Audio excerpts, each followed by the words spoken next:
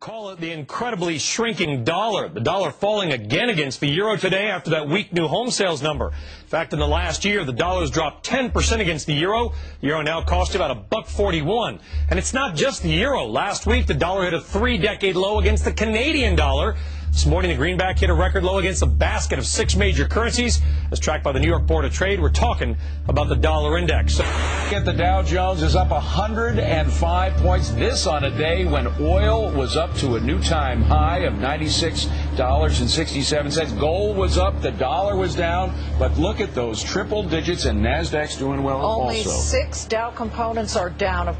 The government reported the GDP last week. They said our economy grew 3.9%. But to make that, the government assumed annualized inflation was running at 0.8%. Now, there's no way that's true. If the government was accurately reporting inflation, we would know we're in a recession. You guys have to start looking at real numbers. You're talking about the Dow up about 100 points today. If you price it in Canadian dollars, it's down almost 100 points. I got about 30 seconds or so, but I want to get your take on how much lower you think the markets can go right now. We think that the markets can decline 50 or 60%. We hate to say something so somber, but it's not the time to be optimistic or pessimistic. It's the time to be realistic. Our whole system has been built on credit expansion. We have to grow credit year over year in order to keep the economy growing.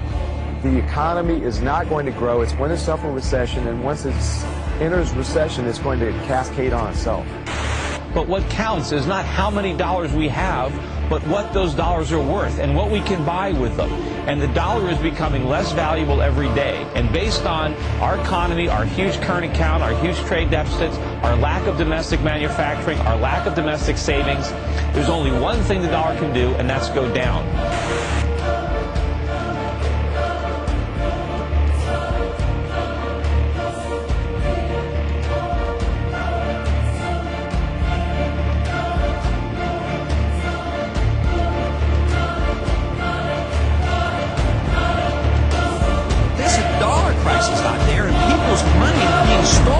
People who have saved, they're being robbed. I mean, if you have a devaluation of the dollar at 10%, people have been robbed of 10%. But how can you pursue this policy without addressing the subject that somebody's losing their wealth because of a weaker dollar, and it's going to lead to higher interest rates and a weaker economy? When you inflate a currency or destroy a currency, the middle class gets wiped out. So the people who get to use the money first, which is created by the Federal Reserve System, benefit. So the money gravitates to the banks and to Wall Street. So that's why you have more billionaires than ever before. Today, this country is in the middle of a recession for a lot of people. Michigan knows about it. Poor people know about it. The middle class knows about it. Wall Street doesn't know about it. Washington, D.C. doesn't know about it. But it's because of the monetary system and the excessive spending. You stop the spending by changing the foreign policy and bringing our troops home and save hundreds of billions of dollars.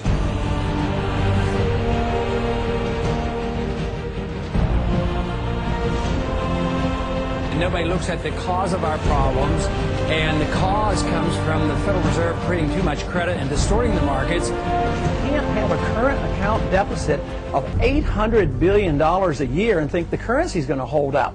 And everybody bugs the Fed, all the congressmen, everybody else, and Wall Street says, you know, what we need is more money, lower the interest rates. And nobody asks, how do you lower interest rates? Well, you do that by creating more money. What specifically would you like to see Mr. Bernanke do right now? If anything, he should be more careful with the amount of new money he creates out of thin air, because eventually this will just lead to loss of confidence in the dollar on the international exchange market, and that's exactly what's happened here in the last month or so. The dollar is going down sharply, and it's because we're resorting to inflation. Well, you're quite right about the dollar going down.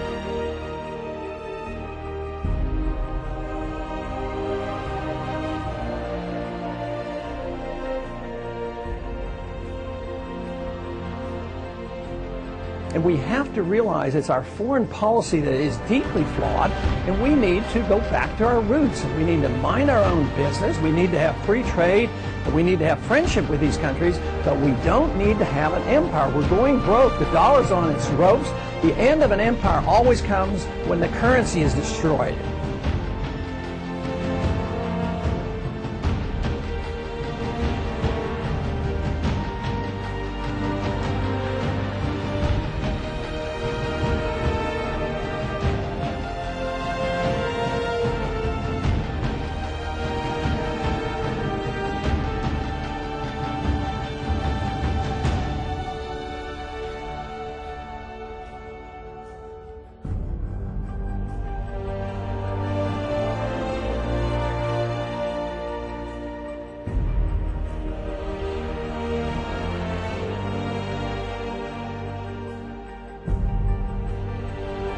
Without question, you're the only presidential candidate delving into these issues. What kind of new monetary system would you like to see? Do you want the dollar to be gold-backed again? Would you like to go back to fixed exchange rates? Give us a sense of where you'd like to go. Well, we should follow the law, and the law is the Constitution. The Constitution said only gold and silver should be legal tender. We don't really have clear authority to have a central bank. Jefferson and Jackson got rid of a national bank because they didn't like it. We've only had a central bank for a relatively short period of time, but we can't get rid of the Fed in a day or a week. But we could legalize competing currencies. I mean, we compete with currencies around the world all the time. But why can't we have gold and silver competing as a currency and let people save? His monetary opinions, I want to give you the first whack because I found them very interesting. They're fantastic. I mean, Larry, just step back and realize how amazing it is. We have not had a presidential candidate who talked about free markets, who talked about monetary reform, who talked about tax reform the way Ron Paul does since Steve Forbes ran for president. Bravo, bravissimo, go Ron Paul.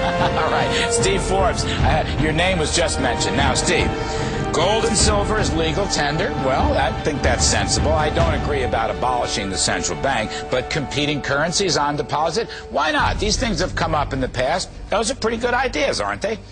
Well, you sort of have competing currencies now. People can easily go in and out of currencies. But the key thing is to tie the dollar to a price range for gold. The dollar is solid. Let the other currencies in the world go all over the parking lot. Well, they'll come to us because we have a rock-solid currency, and that'll be good for the economy and good for the global economy as well. Have the dollar as good as gold.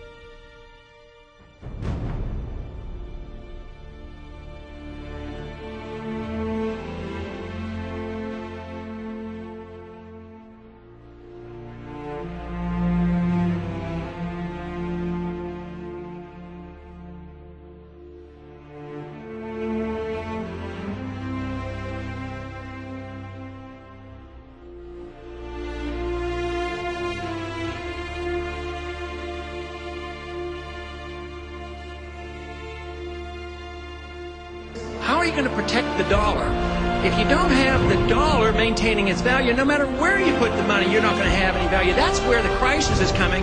You're going to go up with all these cost of living increases that you'll never keep up with the cost of living because the dollar is going down, the cost of living is going up. Our dollar today is worth 4 cents compared to the dollar of 1913 when the Federal Reserve took charge of it. And if you don't deal with the dollar, there will be no retirement for anybody. We're going to have chaos.